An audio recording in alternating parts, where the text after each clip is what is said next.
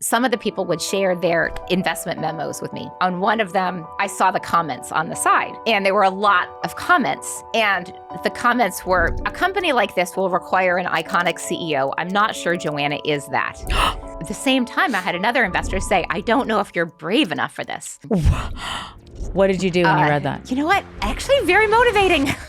Joanna Strober is a founder and CEO of Midi Health, a company built to give every woman in perimenopause and menopause access to the care she actually deserves. She built it into a billion-dollar unicorn in a space nobody believed in. And today, she's talking about resilience, reinvention, and why the women around you change everything. You know, there's that saying, you can't be what you can't see. Even though it sounds trite, it is not trite. One advantage that I had is I had a very close friend who I loved, and I watched Google get started in her house, navigate politics at Google, and really change the world with what she was trying to do. Also be a great mom and a great friend. Well, welcome back, everybody. You know, confidence is something we all want more of, including me. I don't care how accomplished you are, how old you are, how many rooms you've already walked into. There's always another one that makes you pause for half a second longer than you'd like. For a long time, I thought confidence was something you either had or you didn't have, something you worked up to or just kind of arrived at when you had checked enough boxes. But what I've learned slowly, and oftentimes the hard way, is you can't think your way into more confidence. It comes from experience, from being close enough to watch how it actually works. And most importantly, at least for me, it comes from seeing other women do it. Most of the women I know who seem confident didn't wait until they felt ready. They leaped, stumbled again, adjusted along the way, and every time they did it, that next step got just a little bit easier. Which brings me to our guest today. Joanna Strober is the founder and CEO of Midi Health. She is building the kind of company that changes how an entire category operates.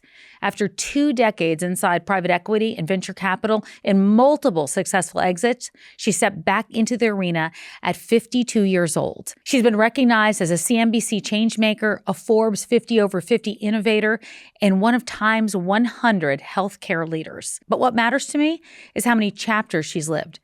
What I want for you listening, I want you to hear how to walk into a room you're not totally sure you belong in and not talk yourself out of being there. I want you to hear what it actually looks like to trust your instincts after you've been told no over and over again, after a door didn't open the way you hoped it would. I want you to hear why leaning into the women around you is not a weakness. It's often the things that makes the next chapter possible. And by the end of this episode, I think you're going to look at the word reinvention completely differently. For all of you listening, I want reinvention to become about moving forward and building on what you've already created, not going back to square one. Before we dive in, I'm going to be a little direct with you here. There are almost 500,000 of you listening to this podcast, which still blows my mind. The reviews, though, aren't adding up. Reviews are the biggest way this show grows and reaches more women. If you've gotten something out of this conversation, this is the easiest way to support it. If you're listening right now and haven't left a review yet, I'd love for you to do that. Okay, let's go ahead and get into our conversation with Joanna Strober. Good to see you. Thank you. I'm very excited. I'm so excited. We've known each other for a long time now, which was great to me. Yet, I was getting ready for this interview, and I was like, there are so many things that I learned about you along the way. It feels like you have lived 100 lives. I feel like I have, actually. in a good way, though.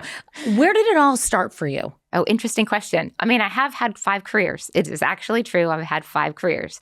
So, a lot of it has just been an iteration and trying things and seeing if I'm liking them and trying new things after that. But you knew that you were an entrepreneur since you were very, very young. I found an old LinkedIn post, and I want to read it to you. Susan and I started a business in 4th grade selling spice ropes door to door on the Stanford campus. We used yellow and orange yarn, created braids, inserted cinnamon sticks and little sachets of spices, and sold them for $5. We made a lot of money for 10 years old. We did. Oh, God, such a great memory. Tell me about Susan and where you started. Yeah, so I grew up on the Stanford campus or near the Stanford campus, and it was actually a pretty magical place to grow up because I was surrounded by a lot of the most smartest people in the world and most creative people in the world. And so the opportunity growing up there really felt limitless. Mm-hmm. And so I felt actually I had a very privileged childhood being able to just grow up around a lot of very successful, smart people. Do you even know the word entrepreneur at 10 years old? I guess you didn't even know the word, but you knew what you were doing, or maybe you knew the word. Actually, it's funny you say that. When I grew up in Silicon Valley, I actually thought when I left to go to college, I would never go back because Wow. at the time, Silicon Valley was all chips and I wasn't an engineer. And so it wasn't, the internet really hadn't started yet.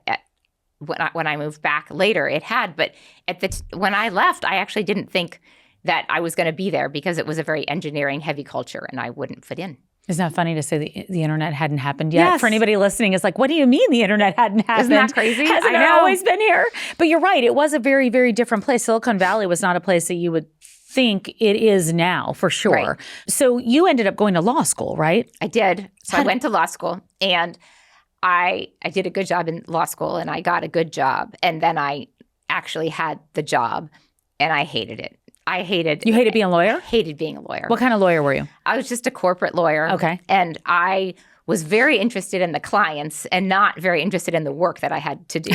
I think I was a really terrible lawyer. I was not just did not hate it, but I was very bad at it. Yeah. It's a great story. I started telling everyone that I knew that I needed a new job. I didn't really care what it was. How far along were you into being? Only like a year. And it was very new. I lasted about a year and a half being a lawyer.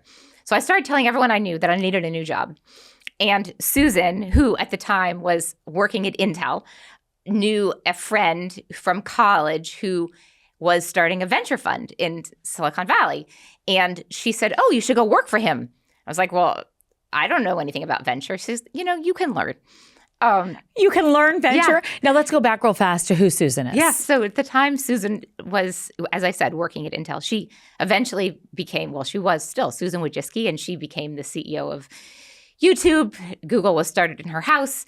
But this was before any of that. Yeah. So this was just Susan. This was just Susan. Exactly. And so she introduced me to her friend who was starting a venture fund in Silicon Valley. And she told him that he should hire me. And he also said, well, she doesn't know anything about technology. I don't think I can hire her. But Susan and I both convinced him to let me work for him for 6 months for free. That's a good friend. And exactly. She was an amazing friend. And she convinced him, we both did, convince him to let me work for him for 6 months for free. And I learned the business and did a lot of hard work to get the job. And then eventually he hired me as his analyst. Is that where you learned that you weren't going to listen to the word no? I think my parents would probably say I have never listened to the word no, but. So you're a lawyer, you move into investing. As an analyst though, like way lower than being a lawyer, right? Like the job I took was actually like an entry-level job for someone right out of college. And what'd you learn walking into a room like that you could figure it out along the way? Yeah, that you could figure it out. Exactly. That you could figure it out. Were you one of the only women in the room at that time? Like was there a lot? The only woman in the room that time? Yeah, there were very few women in working in venture capital. Very, very few. So I was the only woman at my firm. I was the only woman in most meetings that I went to. Historically, and still, venture is a pretty male-dominated world. I mean, I can imagine what it was like then, but I have to imagine that it's changed a little, but not that much now. It's changed a little bit, not that much, but it has changed. But what was interesting for me at the time is, so as I mentioned, the internet or, the consumer internet was starting. Right. And I was using it and learning, I was using it to go shopping. I was using it to do research. Yeah. And so I started thinking about companies that were going to serve people like me. And so one of the first companies that I invested in, actually, when I was pregnant, was a company called Baby Center, which is still around today. Mm-hmm. It's actually owned by Johnson & Johnson, so 28 years later. But I funded it. It was one of my first investments. I was pregnant. I knew how valuable this would be and that women would need this. And I saw the value in it because I myself needed it. And we actually, my fun story is I think we actually sealed that deal when I was going into labor. Oh my gosh. I was going to say you really did things that applied to you, but that exactly. really applied to you. No, that's right. And then another company I invested in was called Blue Nile. And Blue Nile is also still around today. Is that the diamond company? Diamond company. So there was a huge question whether anyone would buy diamonds on the internet. I met this brilliant entrepreneur, Mark Fadal. Mark had found a jewelry store in Seattle, and that store had started selling diamonds online. And they couldn't keep up with the demand of selling diamonds online for a discount. And so he ended up buying the diamond store, and we invested in that diamond store. Pretty fast grew to being, one of the largest sellers of diamonds in the world. But it was really about finding needs, right? Real needs and solving those. Which brings you to where you are today. But before we go to Midi, where did you go next? So you're an analyst, you're investing, everything was applying to you, whether, you were a mom to be or now a new mom, diamonds. I mean, that's every girl's, whatever, best friend. Yeah. Where did you go after that? So it's not all ups, right? All careers, I suppose, have. They all, you know what? It's not a career if it doesn't have ups and downs. No, that's exactly right. I mean, those are the areas we learn. That's right. So I lost my job at that venture fund during the .com bust, and I lost my job. I had just had a second baby. It was actually a pretty stressful time. Sure. I ended up working for a nonprofit for a little while and then getting a job at a private equity fund. I found out that I didn't love working at a private equity fund. Private equity funds are much more about saving money than growing money. Mm-hmm. And that was not a great fit for me. And then I ended up starting joining a larger fund and actually starting a fund of funds business where we would invest in private equity funds and venture capital funds. I was there for quite a while. It was actually a great job, but it was not my passion. And so when digital health came around, I thought maybe that would be my passion. I got very excited thinking about the phone and thinking about the power of the phone to help people make better choices. So I actually ended up leaving my job there to start a company targeted at childhood obesity. We saw that there were companies getting started to help adults with weight issues, but no one had started one to help kids. And so we ended up licensing the Stanford Pediatric Weight Control Program and turning it into a platform to help kids lose weight. You said you had like the downs in that time. While you were in that time of, it wasn't right where you wanted to be, were you learning along the way there? Like, how did you pull yourself out of that part? Because I think that sometimes that's where people get stuck and they feel like they don't know what they want to do next. And you kind of kept going to figure it out. And you might have heard some no's along the way, but it seems like in every one of these choices you've made, you've listened to your gut, you've either been researching all along, or you've just been paying attention to what's happening out there with, peers or people around you. For me, it was actually very helpful that I never gave myself the opportunity to quit. One of my favorite sayings is, when you get tired, rest, don't quit. And for me, that is really motivating to think about. Like, there was opportunities that were really hard, right? Mm-hmm. You losing your job when you have two young kids at home. It's hard to go look for a new job, but sure. I never really gave myself the option of quitting. It was always, okay, what are you going to do next? And what are you going to find to do next? What is interesting to you? What are you excited to do? And that was very motivating to me. When you look at digital health, and I guess during that time, now you've got kids and you're in that space looking at, at health a little bit differently, I assume, because it's not just about you, it's also about the kids. That's right. It was very exciting, actually, to start the company thinking you could make – the great thing about digital health in particular is that you get to build a company and do something that really helps people. And honestly, when I think about that company, the obesity crisis is a big issue for children. And so it was very motivating to be able to do something that would help people. And so what was the name of that company? Kerbo Health. What did it feel like the first time you realized people are using it and it's success? Like, I don't know how that starts. Like, how does that start? You say, okay, we got a digital health company. Now we got to wait for them to come or go find people that are going to be using it. How does that work? Yeah. How did it feel? We started putting out notes on LinkedIn and on Facebook and Instagram. Do you have a child that would like to learn healthier eating habits? We're here for you. And you start getting one and then another one. It's very nerve-wracking to start with those first people. But I have to imagine. And are there, I'm sure you get people's feedback all the time or critiques all the time. There's critics of almost everything out there. Yeah. You could find a critic of just about anything and you don't have to look very hard. What did you do to sail through that and deal with that? A lot of it is asking for feedback, right? And you have to be super open-minded to getting the feedback when it's positive or negative. There's that saying that feedback is a gift. It doesn't always feel like a gift, even though it is. I know. Trust me, I know. You need the feedback. You need to hear from people what they like and what they don't like. And you got to figure out what to take and what is the right feedback to evolve from. And I guess how to respond to it too, whether you're responding by changing something or you're responding verbally.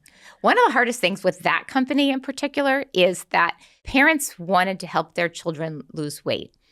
Right. But they didn't want to tell their children that they wanted them to lose weight because weight is such a heavy term in our society that if we put on the website, help lose weight, the parents would come, but they would never show their children.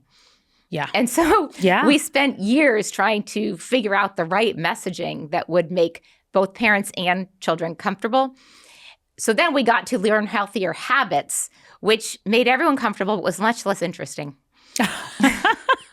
But people still came, right? People still came, but it was interesting, right? So we ended up in a healthier habit category rather than losing weight because weight has so many hard terms in our ecosystem of health, and no one wanted to hear that they had a weight problem. And so you couldn't tell people they had a weight problem. Which is really interesting now, I think, because if we look at 2 or 3 years ago, healthy habits is everything we were talking about. And now with GLP-1s, we're more comfortable, it seems to me anyway, more comfortable using the word weight. I think it's changed a lot, yes. Now, where are you at this point with Kurbo? So we sold Kurbo to Weight Watchers, which seemed like the perfect exit for us because we could only grow it so big. It was clear we were never going to grow it to be a huge company. And we knew that a lot of women who struggled with weight would have children who had who also struggled with weight. So Weight Watchers seemed like the perfect place. And we were very excited to sell the company to them. And first, we kept it very quiet and we didn't tell anyone. And it was going really well. Honestly, we were still getting lots of kudos in the press. People really liked us. We were growing to take tens of thousands of kids. Wow. And then this was at a period when health at any size was a big deal. And Weight Watchers made the announcement that they had bought the company. And overnight, we turned from something that was helping children to something that was really destroying the lives of children in America because people thought we were putting kids on diets and that we were going to create eating disorders. So you woke up one morning with this success of the company to what do we do now? I spent 15 minutes as like the most hated woman in America. Did you really? I did. Well, I didn't hate you because I didn't know you, so I just want you to know that. I did. I literally hid, and my kids would come and read me the texts.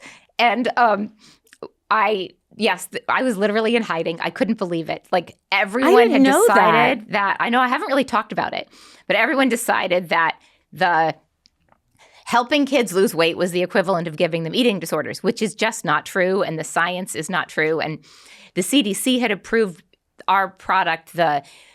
We had, a lot of papers written about it, talking about how effective it was.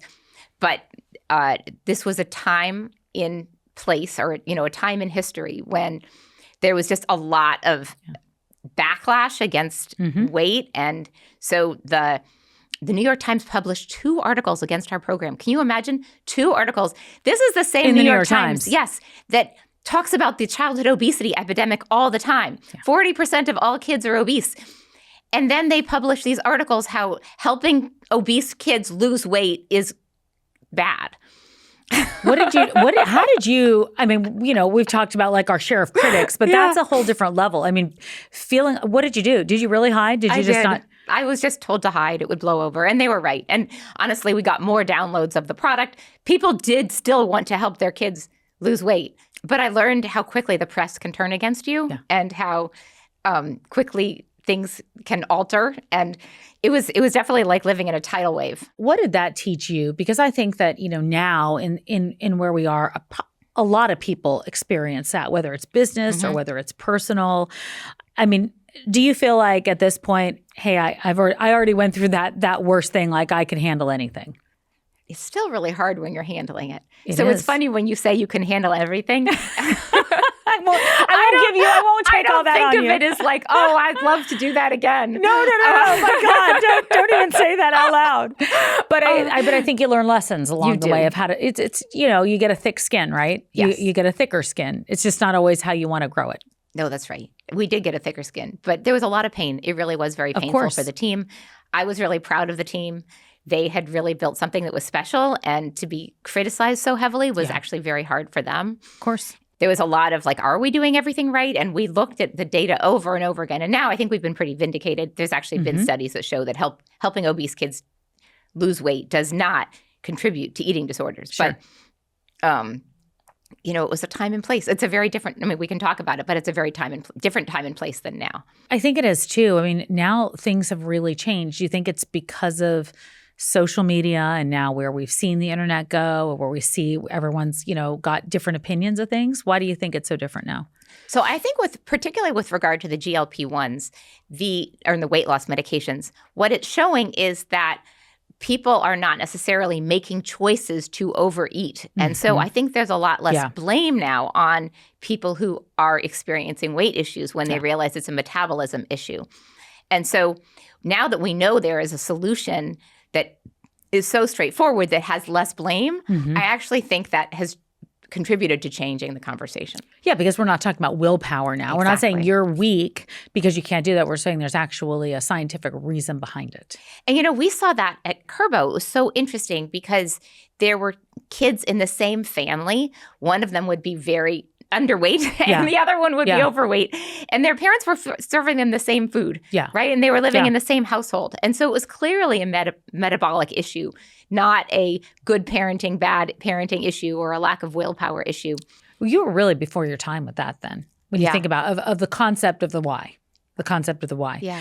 Okay, so now you're at Weight Watchers, and then how did you get to where you are? How many years ago is that about? I think it was 2018 to 21. Okay. And now you're going to take a step into where you are now, right? Yeah. So here's what happened. So when I was at Weight Watchers, I spent the first year integrating Kerbo into the company. And then I started doing some business development work for them because I just got interested in how I could help Weight Watchers expand. And what was happening is that they had a scientific advisory board, and everyone on the scientific advisory board was advising Novo and Lilly on their new Weight Watchers drugs. So I got really interested in those drugs. And I decided that Weight Watchers should go into doing this. And this was before they were popular. It was very early in the You're always very of these drugs. early. Yes. Do you watch trends? Well, I'm going to have to ask you this, so don't let me forget. I want to know what you read, what you do in a given day, what what that looks like for you to keep that information. I love consuming news. I just love consuming news. Okay, let me just ask you that now. So tell me, what does your day look like, a regular day for you? I spend a lot of time reading news. I love reading X. I love reading the New York Times. I love reading Slate and Atlantic. I love reading news. So I've been doing news for 30 years. Exactly. But is that just to kind of what are you looking for? Are you looking for trends? Just what's happening, what's going on in the world. I'm just fascinated by what's going on in the world. Do you wake up in the morning and do that first? I do, first thing. I love it. Okay. Yes. I always like to know habits of highly successful people. There was a book. I'm not sure this is a highly successful habit, but I think it habit. is. I think it is. What Ira does every morning for 2 hours, he reads everything there is. And so then I just go, what's going on in the world today? Because I spent a long time in news, so I've needed a little bit of a rest from it. Okay, so now you are so I started doing, so I got very interested in this. And I actually, pre the GLP-1 phase, put together a whole business plan for the company to go into weight loss meds. And what I learned how to do national set up a national clinic. And I learned how to really all the different things that would be required in order to set up a national weight loss program with medications. And I tried to get the company to come along with me.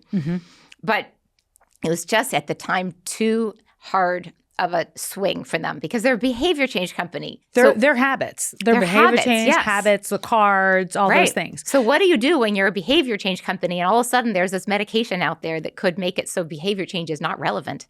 Welcome to 2026. Yes. Right? Okay. So they turned me down.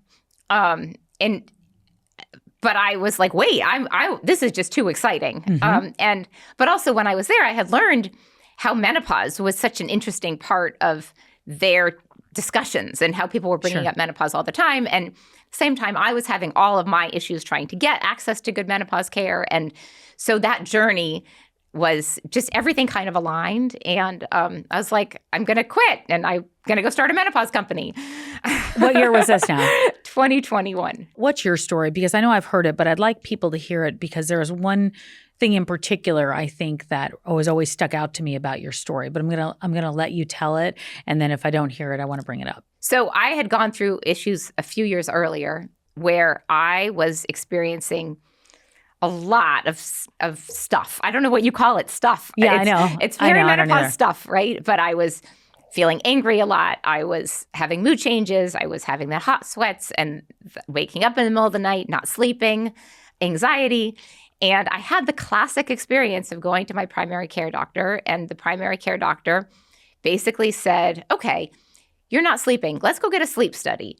And you're having anxiety. Maybe you need therapy, and we can give you an SSRI to help you with that. And you should go to a marriage therapist, and maybe that will help you guys in your marriage. And what were my other suggestions? I mean, it was just a whole plethora of suggestions. Yeah. I did try the SSRI. It was terrible for me. Me too. I immediately went off. Me I could too. not handle it. And it was really hard. And there were really no good advice. So, And you're in the height of your career. You're working Right. You're working every day, leading teams, being a mom, doing life at the same time, and suffering. yeah, right, for a long time. And so finally I was told about a doctor in San Francisco that I could go to, and I drove the hour up there to go see her and sat in her beautiful office, and I started crying. And, she said, okay, well, why don't we try these 2 medications? And I knew very little about estrogen and progesterone. I really hadn't spent any time looking. I hadn't Googled perimenopause. Like, now that I think about it, it's pretty crazy, right? It's But crazy. I never Googled perimenopause, and I hadn't thought about it in those terms. So, pretty quickly, my whole life got better, very fast. And, I was very happy how much better I felt. But I just had a lot of anger about the fact that it had taken me so much time to get the right care. And this is probably before you're hearing one story after another. You mentioned when we were in San Francisco last year, when we were sitting on a panel together, and you had talked about marriage counseling and how every marriage counselor should be trained on this. And Yes. as a year's gone by, and I remember that very well, we're coming up in a year, and you and I have collaborated now on a men's guide. You're so right about that. You're so right about the fact that everybody has to be trained in this space, especially a counselor that's sitting there week after week with a couple, and it looks like the woman's got the problems and the guy's just confused, which Yeah. is really interesting. I think it is really interesting. And I've never forgotten that. And I really do think there is something to that is a much bigger, a much bigger part of this conversation. So you're angry. You have you're feeling better though. You're on estrogen and progesterone. Yeah. And you come back home and say, I think I'm going to start a company. Is that what happened? Pretty close. I mean, it took a little while. I actually really was enjoying working at Weight Watchers, but Yeah. a lot of just things came together. So there were a few things that were really relevant. First is that COVID happened and the laws changed. So what was really interesting to me was how you could offer the type of care that I had, number one, on remotely, so you wouldn't have to drive an hour to go get it. But number two, covered by insurance. When did that law change that you would get So it? Is that would be COVID? around 2021. Okay. So initially it wasn't clear that the law would stay changed, Yes. right? But when COVID happened, then everything started changing with regard to reimbursement. So what was interesting is that it became very clear that you could take a great care provider, put them online, and get their care covered by insurance. And that was not possible before this. And at the same time, now there were pharmacies, so we could also get medication sent to your house. So just a lot of things came together with regard to technology that would enable us so both technology and law changes that would enable us to start this company. And what's interesting is I guess I didn't realize, and I guess I don't think about it anymore because we're so used to telehealth now, right? But it really was during that time, it was kind of unheard of. Like maybe Correct. you'd have a call with your doctor, but you definitely had to still go in. And I know that when you and I sat down and had lunch for the very first time, I said, well, where'd you start the company? Where'd you start the company? Where did you start Midi Health? In my dad's office. So my dad had an office. He was a doctor, and he was able to teach us a lot. So he was an orthopedic surgeon, but he he was able to teach us how to set up a medical practice, how to collect insurance, like a lot of the basics. We actually learned from him. That's amazing. And he got himself licensed in all 50 states so that he could help us to expand the company. That's incredible. Yeah. That's really special. It's really special. So you decide that this is what you're going to do. What is the next step that you have to do now you're probably hearing stories of women. What was the first thing you had to do though? Was it going after the insurance companies or where did you begin? So the first thing we did was a pilot. So we recruited 2 extraordinary doctors, one OBGYN and one internal medicine specialist. And we said, okay, we're going to go out and we're going to offer free care to 150 women for 3 months. And we're going to find out from them what they'd be looking for from a telehealth provider, what type of technology would work, what type of onboarding they would like basically every part of the journey we were going to map out. Did you want to choose? I'll give you an example. We originally had a questionnaire where you said, I want to take a supplement route or I want to take a hormone route. Oh, yeah. And it turns out everyone wanted both. I believe that. So we had to change that, right? Yeah. You couldn't do one route or the other. You had to do both. Yeah. But that was just one example of all the different things that we learned. Is that like a focus group really? Is that when you do a pilot, it's like a... I mean, it's kind of a focus group, but so it was 150 people. We gave them care for 3 months. And at the end, we said, okay, we're going to go take all this data. We're done. We're going to go figure out what to do next. And, 148 of them called and said, well, you can't stop because we don't have any place else to go. Yeah. And so that's really when we realized that we had something, that this type of care that combined OBGYN care with internal medicine care was something that's very different. Usually if you go to an OBGYN, they'll give you one type of medication. If you go to internal medicine, they'll give you a different type of medication. We needed to combine both. And then we went out to other specialists as well. We went out to bone specialists, to cardiovascular specialists, to endocrinologists. And we realized we needed to get all of their information into protocols. So then we actually spent the next 6 months basically writing care protocols. So we wrote 50 care protocols for all the different symptoms that women would experience. And in those care protocols, we incorporated all the different types of care. Every one of them would have a hormonal care, a prescription, non-hormone care, and supplements. So you could then choose what you wanted, right? Instead of telling people they had to choose one place to get one and someplace else, we would put it all into our care protocols. We also then figured out blood testing and what blood tests were appropriate and making sure that we would get blood testing for any of the things. We started looking at genetic testing if someone hadn't been genetic tested. And then we found out that a whole lot of the women who coming to us didn't even have a primary care doctor. They weren't up to date on their vaccines. They weren't up to date on their pap smears and their mammograms and their colonoscopies. So we realized we had to put all that into the care as well. So we started writing care protocols and getting more feedback from more women. And that was really how it evolved, was very much a collaborative effort with the women we were taking care of and the doctors to make sure that we could create something really special. Because you're having to layer and layer and layer every time there's something new. Yeah. When did you say okay, this is big enough to be a company now, and what are we calling it? Well, so what are we calling it came later. I think at some point, and actually it gets back to Susan, and at some point, this was over COVID, I went over to her house and I was like, Susan, I think this should be a company. And she was running YouTube and she was, we spent a few hours mapping it out. And we sat at her kitchen table and we just went, okay, what would this look like? And what would this look like? And, how would we think about these different components of it? And then, it was really helpful at the end of it. She's like, yeah, it should be a company. It's a good idea. Wow. That's like a stamp of approval, a blessing. And so when did you come up with the name? You decided it's going to be a company. So the name came later, actually. So we went first and we went to go raise some money. So we actually got a few $1 million from angel investors. And then we actually hired a naming firm. So we've hired a Red Antler, which is a naming firm here in New York City. And we spent a while looking at what names and decided that we were not a menopause company. We were a midlife company. And so Midi was the perfect name for a midlife company. It is. It's a brilliant name. It's short. It's brilliant. It's easy to remember. So when you went to raise money, so the first round of raising money, that's angel investors, and then you get started. And then what happens next? Because I don't really know that process.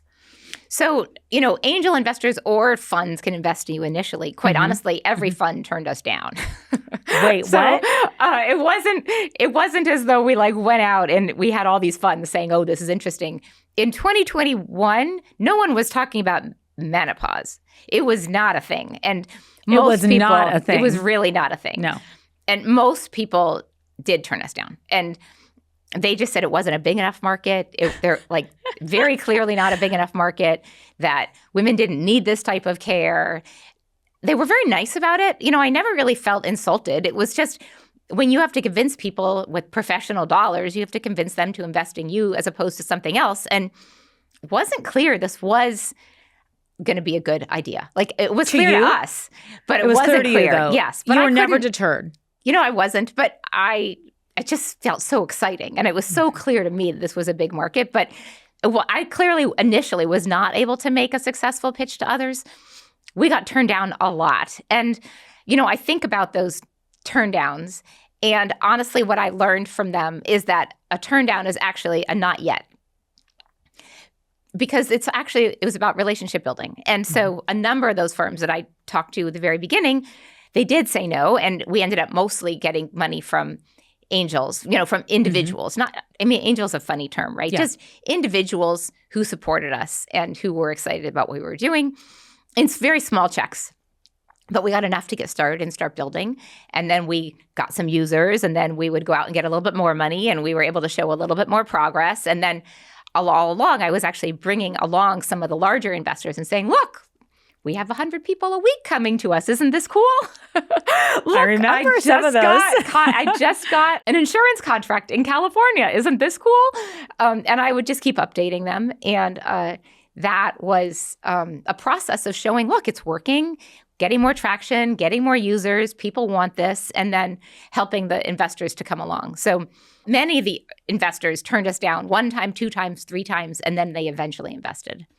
It's just such an incredible story. And I guess it's even more incredible to me because I've watched you for such a long time. I think we met I can't remember what year. It's a while ago. It was a while ago. We were very early. Maybe 4 years ago? Yeah. Was that possible? And I remember you were in your sneakers. We had lunch and you're like, I'm going to go talk to Google. And I was like, you are? Like, after this lunch? Like, you're just going to go talk to Google? Like, it was just because I was a news anchor at the time. So it was so foreign to me to even be thinking where's Google? I had no idea. But I did know, and we had talked about that and shared that menopause was part of it. And then there's this whole 360 around it that is all part of this conversation of midlife. Okay, so now you've got some money to get started. You've got some people that are using Midi. And then when did you decide? At some point, I guess those two things have to level out. Like, you have to move to the next level and really, really get money. So now here we are 5 years later. Yeah. Can you talk about where you are today? I'm going to tell you one good story, though, and then I'll get there. I love Joanna stories. So one thing that happened that I learned from is some of the people would share their investment memos with me. And I would help write them, and, we'd go back and forth. And then on one of them, I saw the comments on the side. Okay. And there were a lot of comments. And the comments were, a company like this will require an iconic CEO. I'm not sure Joanna is that. What did you do when you read that? You know what? Actually, very motivating. Yeah. Initially I was a little taken aback. I was like, okay. But then I thought about it and I was like, I have to prove that I can be. Yeah. Right? And they were like, here's some examples of iconic CEOs. Can Joanna be like that? They weren't saying I couldn't. They just didn't believe yet that I could be. What's an iconic CEO? It's a name brand that goes along with. It's people who are really out in the world, big profiles. To build these companies, you have to really be out there. Not everyone wants to do that. And I think they were actually asking, do you really want to do that? Does she really want to do that? Yep. And I didn't really know. I wasn't thinking that I wanted to be a big persona. I was thinking I wanted to start a big company. But then I had another investor say, I don't know if you're brave enough for this. And it was such good feedback, honestly. It is good feedback. Really good feedback. Yep. To build a company like this, to be brave enough to say that people should give us all this money, you do have to be brave. You have to be really loud. You have to not be shy of press and not be shy of feedback and of positive and negative feedback. And so actually these comments, although they were a little devastating at the time, were very helpful. Well, they're devastating if you decide to step back and absorb them. If you decide to go, okay, what do I do with them? Which is exactly what you did. So where did you start with proving that you're brave enough to start with the brave? How did you feel like you needed to prove that? Yeah. So, I started doing some Instagram posts. I'd never done an Instagram post before. It wasn't what I wanted, how I envisioned myself. I did start doing a lot of LinkedIn. Mm-hmm. I started writing a lot. I enjoy writing. And so I started writing a lot on LinkedIn, writing blog posts. We started having menopause Tupperware parties at my house. What's a menopause Tupperware party? I was never invited to a menopause Tupperware party. These were very early on, right? We were going to start. That's how we started recruiting patients. Was we called them our menopause Tupperware parties, and we would have parties at the house, and we'd invite 30 women, and we'd have our doctors come and just talk about menopause and talk about what you can do about menopause. And then I found friends to host us in different cities. So we had a menopause party in New York and in DC and in Boston, and just talked about menopause and talked honestly about what you could do to feel better, but also what were the symptoms. And it was very grassroots. It was a very grassroots effort initially to basically just start educating. Don't you think this whole menopause movement is a grassroots effort for us? Exactly. It's great. But it's incredible to say you were doing grassroots to where it is today. Yeah, exactly. And that probably is the more exciting part. It is exciting. It's different now, but we still love the parties. I still had a bunch this summer at my house. It's wonderful to have people come and really give you feedback and have real discussions with them. That's actually really rewarding. It's really important, I have to imagine, because it makes you that iconic CEO, right? That iconic leader of the company. But still wearing tennis shoes. But still wearing your tennis shoes. I remember those. I don't know why I remember that in my head. I remember you were like, okay, I got to go to Google. And that was all I remember. And I went, she's like awesome. She's awesome. Well, where are you today now? Let's talk about this. 5 years later, where are you with regard to fundraising and with regard to who the company is? It's very exciting. So we have almost 500 people on our platform who are providing care. So one of the things that's actually most important to me is being a great employer. Mm-hmm. I want to give the women who are working for us incredible career opportunities and make it a great place to work. Mm-hmm. So we're actively recruiting and hiring and training an army of great providers to be on our platform. We are taking care of over 25,000 women a week. Oh my gosh. So we are seeing a lot of patients in all 50 states covered by insurance. We have national contracts with all the big insurance companies, Cigna, Aetna, United Healthcare, Anthem. We have a lot of the Blues. So we are very focused on democratizing access to great health. We believe that every woman deserves really high quality care covered by insurance. So that is what we're focused on doing. And I think we'll be we're growing really fast. So it's a lot of operational challenges. We are not without our operational challenges, but mostly we're doing a really good job, and we're serving a lot of patients and taking care of them. And then, the type of care that we started with was pretty focused on menopause and perimenopause. What we found is that so many women didn't have a primary care provider that we ended up doing a lot broader care than we originally thought, because we had to offer, as I mentioned earlier, the mammograms, the colonoscopies, getting people blood tests, finding out whether we have cancer, and then we refer them to partners around the country who can take care of their cancer. But also, we find out they have diabetes. We started taking care of the diabetes. Mm-hmm. Wow. For a while, we were referring people out, but then we didn't have a place to refer them to. The shortage of healthcare in this country is so severe that it's not like someone could come in and say, oh, I have a neurologist, and go see a neurologist. We often couldn't find a neurologist. So then we would find a neurologist on our platform to come consult. So we didn't have to send them out into the wild. Right. So when people need in-person care, we absolutely get them in-person care, and we're connected to that all over the country. But we also have a number of providers on our platform who can now provide the virtual care. It's incredible. And I guess you, with all new patients in the influx of those numbers that you're talking about, you figure out what you need next, right? Yeah, that's right. A lot of people say constantly, like, oh my gosh, my doctor went concierge. I can't, I don't know where to go. Right. You are filling that need by making it accessible to women. And I think that it's incredible when I look at the numbers of people that you're bringing in. When you started at 150, I guess, right? Exactly. Do you go back and you ever look at that from time to time? Because I know, a lot of the conversation has changed in this past 5 years. Yes. It's interesting because even when we started, honestly, like weight loss medications, right? The GLP-1s were not popular. Yeah. And one of our early patients, actually, she reminded me of a great story the other day. She was in our pilot, the 150, And I was in Los Angeles meeting with one of our doctors, and that doctor said about our patient, she should be on a GLP-1. And I brought it home to her in an ice cooler. Oh my gosh. So that she could take it. We couldn't get them, right? It was almost impossible to get them at the time. Yeah. So I literally brought them back in an ice cooler. And we need a picture of that. That's iconic. It was like bringing home, contraband. Right. But honestly, the weight loss medications were not very well prescribed at the time. Mm-mm. We started prescribing them pretty early. And then we were much more open about who needed them. So initially, it was only 30 BMI or over. Mm-hmm. And we saw a lot of women who were 27 BMI, 28 BMI, who clearly should have been eligible for the medications. And so we very early realized that we needed to change those. So we're very aggressive in terms of changing the care to what we think is appropriate, not necessarily on guidelines written by drug companies, but instead guidelines recommended by our doctors. Mm-hmm.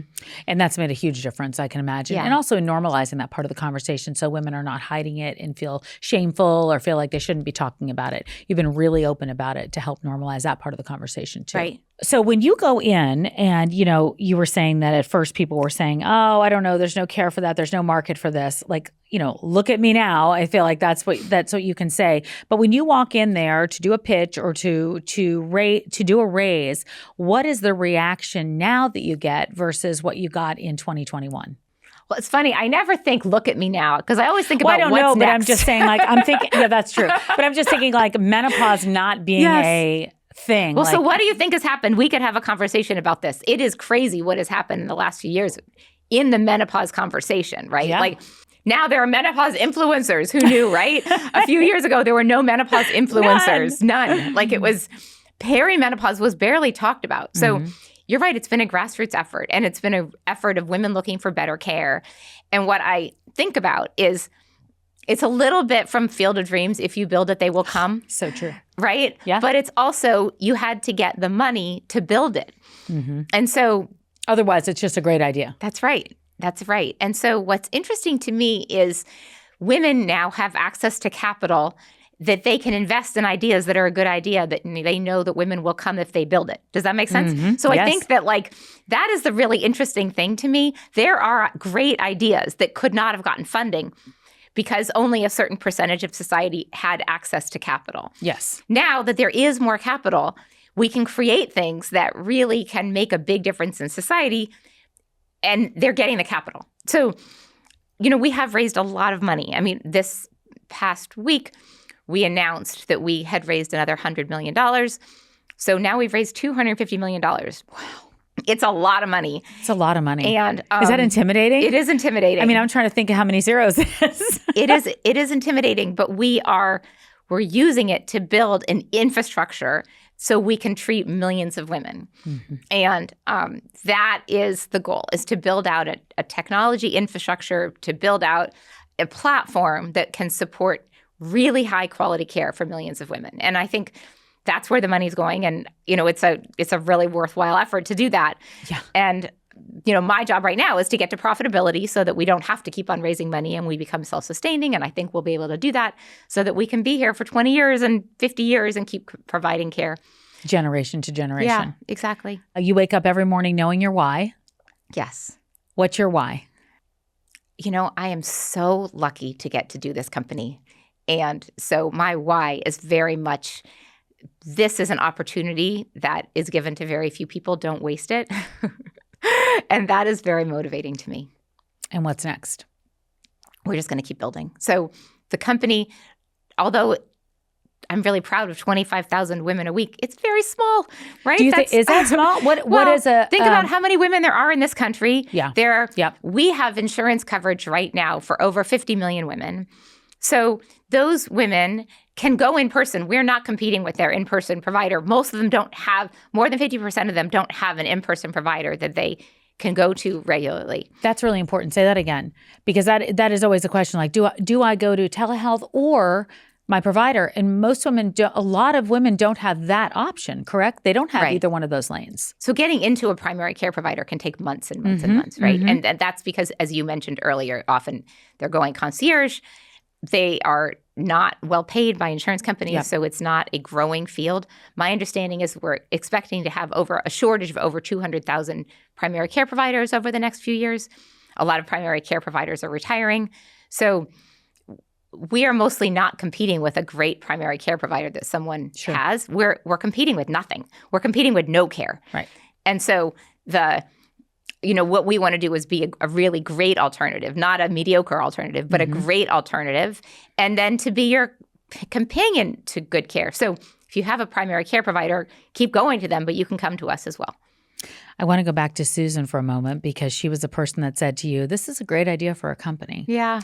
And I know that she saw some of it, but has not seen all of it because sadly you lost her not too long ago. When you think about what you've built and you think about that friendship and how pivotal that friendship has been for your whole life, really, right? Yeah. How old were you when you two met? 10 years old. Yes. Talk about that and how important relationships are, because you brought up relationships a few times. And I think that sometimes we see men out in the golf course, doing whatever they do. But I think these female relationships are rooted and take root and really just can make all the difference in the world. So I think one thing that's really important is to see people succeed and know that it's possible. And I think that, there's that saying, you can't be what you can't see. But I think that's even though it sounds trite, it is not trite. It's not trite. And so one advantage that I had is I had a very close friend who I loved, and I watched Google get started in her house, but then I watched her navigate politics at Google and really change the world with what she was trying to do at YouTube, and also be a great mom and a great friend. And so growing something that was world-changing, what felt possible to me because I saw her do it. Wow. And right. And so that to me is, I watched her and we had dinner all the time and went on walks. She wasn't Superwoman. She was a normal woman who was really good at her job, but also just a normal person. And so watching her do that was and is incredibly motivating to me. So, she was a normal person who became one of the most important people in the world and built something that has truly been world-changing. So seeing someone do that kind of gives you the idea that you can do it too. Yes. In a weird way. Yes. It's very motivating and it's very helpful to see success like that. And so I think, understanding what she went through, it wasn't all easy. And I know it wasn't all easy. But yet she also persevered and kept going. And so seeing that as a model was very helpful. And I think about her all the time, both in terms of some of it is very basic. Susan found out that she had stage 4 lung cancer after it had already expanded to her hip. So I am really big fan of preventive screenings. One thing that Midi does is really push women to get their colonoscopies, get your breast cancer screenings. Don't wait, because if you don't find out until you have stage 4, it's much, much harder to treat. So, basically thinking about preventive care is something that's really important to me, and that is in part motivated by her. But I do sometimes talk to her, and I'm like, Susan, what would you think about this? And I hear her answers. I bet that's one of those lifelong friendships that a lot of people never get to experience. And I know that it was a tremendous loss for the world, but especially for you and people who are close to her. Yeah. And I'm glad that you talked to her. And I do. I'm glad that stayed with you. I know that confidence isn't always easy, and I know we throw those words around a lot. And for somebody looking at you from the outside, they might go, she's just so confident. She walks into a room, she does this, she does that. But I've been with you different times and you said, I've walked into a room and they looked at me like I was had 3 heads. Like, what am I going to, what am I doing? What do you want money for?